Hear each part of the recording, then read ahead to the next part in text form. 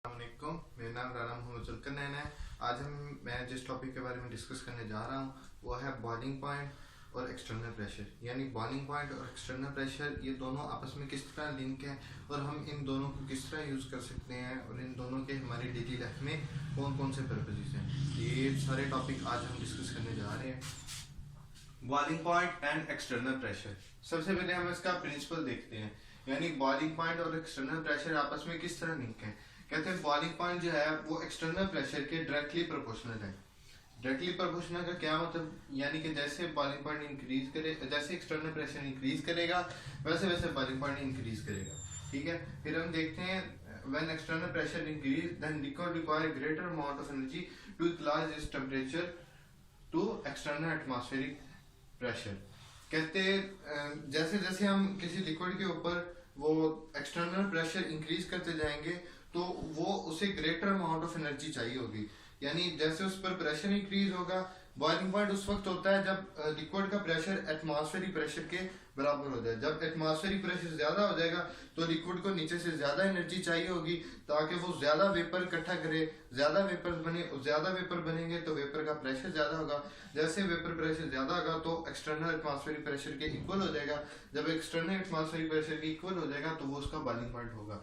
यानी इसका ये मतलब है कि जैसे जैसे एक्सटर्नल एटमॉस्फेरिक प्रेशर बढ़ता जाएगा वैसे वैसे लिक्विड को ज्यादा एनर्जी चाहिए होगी ताकि वो अपना एक्सटर्नल एटमॉस्फेरिक प्रेशर के इक्वलाइज कर सकता है।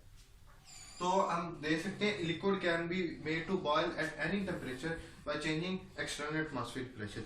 ये हमारा इसका मेन पर्पज है कि हम किसी भी लिक्विड को किसी भी टेम्परेचर पर बॉयल कर सकते हैं। तो अगर हम उस पर एक्सटर्नल एटमॉस्फेरिक प्रेशर ज्यादा कर देंगे तो उसे ज्यादा हीट चाहिए होगी, तो ज्यादा उसे एनर्जी चाहिए होगी ताकि वो अपने आप को वेपर में चेंज करे, उस वेपर का प्रेशर ज्यादा होता जाए और एक्सटर्नल प्रेशर के इक्वल होता जाए। अगर हम एक्सटर्नल प्रेशर कम कर देंगे तो बॉइलिंग पॉइंट लिक्विड का कम हो जाएगा। लिक्विड का बॉइलिंग पॉइंट कम क्यों होगा? क्योंकि एक्सटर्नल प्रेशर कम होगा और लिक्विड को कम एनर्जी चाहिए होगी, वो कम वेपर्स बना के अपना एक्सटर्नल एटमॉस्फेरिक प्रेशर के इक्वल हो जाएगा, उसका बॉइलिंग पॉइंट कम हो जाएगा। अब हम इसकी एप्लीकेशन डिस्कस करते हैं, यानी कि इस प्रिंसिपल से हमें कौन कौन सा फायदा हो सकता है। क्या वाकई हम किसी लिक्विड को किसी भी टेम्परेचर से बॉयल कर सकते हैं? तो हम इसकी एप्लीकेशन डिस्कस करते हैं। तो सबसे पहले इसकी एप्लीकेशन है प्रेशर कुकर।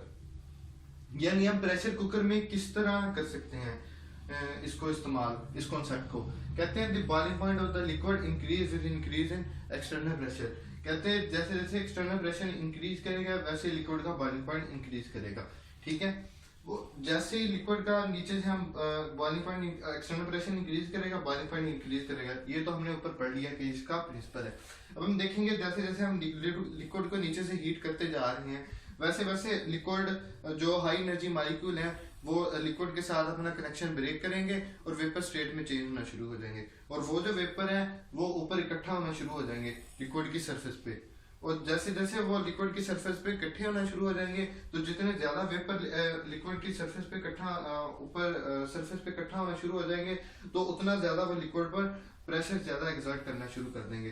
तो इस तरह जैसे प्रेशर ज्यादा एक्सर्ट करना शुरू कर देंगे तो नीचे जो लिक्विड है उसको ज्यादा एनर्जी अब्सॉर्ब करनी पड़ेगी ताकि वो ज्यादा वेपर बनाए और अपना जो वेपर प्रेशर है वो एक्सटर्नल प्रेशर के इक्वल करना शुरू कर दे।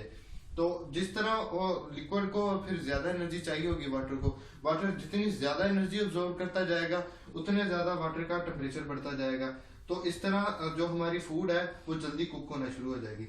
अब हम देखते हैं कि इसका और भी एप्लीकेशन है और वो कौन सी एप्लीकेशन है। तो वो हम देखते हैं वैक्यूम डिस्टिलेशन। इस कॉन्सेप्ट को हम वैक्यूम डिस्टिलेशन में भी इस्तेमाल कर सकते हैं। फॉर एग्जांपल हमारे पास ग्लिसरीन है एक कंपाउंड, तो ग्लिसरीन 290 डिग्री सेंटीग्रेड पर बॉयल करता है जब एक्सटर्नल प्रेशर हो 760 टॉर। यानी अगर हमारे पास ओपन एटमॉस्फेयर है तो ग्लिसरीन जो है वो 290 डिग्री सेंटीग्रेड पर बॉयल करना शुरू कर देता है। लेकिन इसका डिसएडवांटेज ये है कि इस टेम्परेचर पे ग्लिसरीन जो है वो मतलब डिकम्पोज भी होना शुरू हो जाता है। अब हमने ग्लिसरीन को बॉयल भी करना है, उसको डिकम्पोजिशन से भी बचाना है, तो हम क्या करते हैं, तो हम एक्सटर्नल एटमॉस्फेरिक प्रेशर जो है वो 760 टॉर की बजाय हम अपना 50 टॉर पर ले आते हैं। जब हम एक्सटर्नल एटमॉस्फेरिक प्रेशर 50 टॉर पर ले आते हैं तो जो हमारे पास ग्लाइसिन है वो 210 डिग्री सेंटीग्रेड पर बॉयल होना शुरू हो जाता है। तो अब हमें इसका फायदा क्या है? एक तो हमें एनर्जी कम इस्तेमाल करनी पड़ी, और एक जो है वो 210 डिग्री सेंटीग्रेड पर ग्लिसरीन डिकम्पोज भी नहीं होगा और बॉयल भी हो जाएगा। यानी इसके पास हमारा एक तो हमारा फ्यूल भी बच गया, एक जो है हमारे पास एनर्जी कम इस्तेमाल करना पड़ी, और दूसरी बात यह है कि हमने अपने कंपाउंड को डिकम्पोज होने से बचा लिया। तो इस तरह हम किसी भी कंपाउंड को किसी भी टेम्परेचर पर बॉयल कर सकते हैं। ये डिपेंड करता है हम उसको एक्सटर्नल एटमॉस्फेरिक प्रेशर क्या दे रहे हैं। एक्सटर्नल एटमॉस्फेरिक प्रेशर ज्यादा दे रहे हैं तो वो लिक्विड ज्यादा एनर्जी ज्यादा टेम्परेचर पे बॉयल होगा। अगर हम एक्सटर्नल एटमॉस्फेरिक प्रेशर कम दे रहे हैं तो लिक्विड कम टेम्परेचर पे बॉयल होगा। अब हम देखते हैं बॉइलिंग पॉइंट ऑफ वाटर, यानी वाटर का बॉइलिंग पॉइंट क्या है।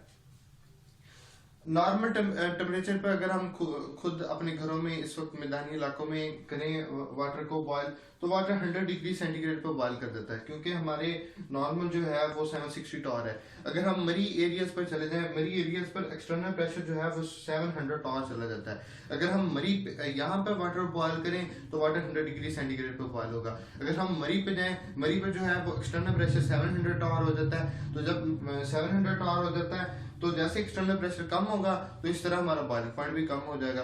तो इस तरह वाटर का बॉइलिंग पॉइंट कम होकर 98 डिग्री सेंटीग्रेड पे चला जाता है। अब अगर हम उससे भी ऊपर चले जाएंगे, यानी माउंट एवरेस्ट पे चले जाएं, माउंट एवरेस्ट पर जो है एक्सटर्नल प्रेशर वो 323 टॉर होता है, यानी 760 टॉर से भी कम, हाफ हो जाता है। तो हमारा वाटर जो है वो 69 डिग्री सेंटीग्रेड पे बॉयल कर देता है।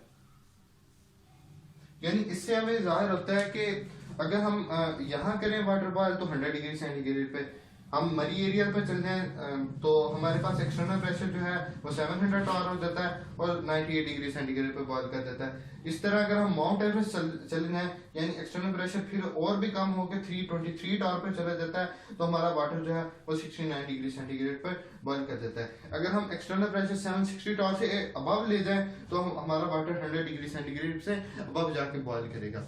तो ये था आज का हमारा टॉपिक, बॉइलिंग पॉइंट और एक्सटर्नल प्रेशर। हमने बॉइलिंग पॉइंट का एक्सटर्नल प्रेशर के साथ लिंक देखना था कि हम बॉइलिंग पॉइंट और एक्सटर्नल प्रेशर का क्या लिंक है और हम इस लिंक को यूज कहाँ कर सकते हैं, कैसे कर सकते हैं। तो हमें पता चल गया कि हम इस लिंक के बहुत ज्यादा फायदे हैं और हम इसको बहुत ज्यादा इसकी एप्लीकेशन है और हम इसे डिफरेंट जगह पर इस्तेमाल कर सकते हैं।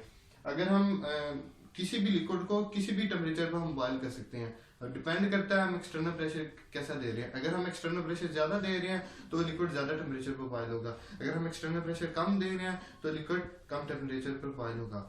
Thank you for watching my video. If you like my video, then don't forget to subscribe our channel. Thank you.